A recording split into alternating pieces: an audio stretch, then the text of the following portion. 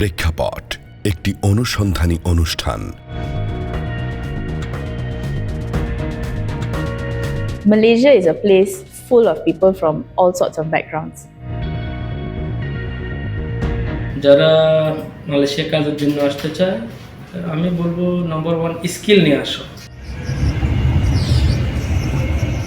Malaysia অনেক jail, অনেক কঠিন জেল মালয়েশিয়ার।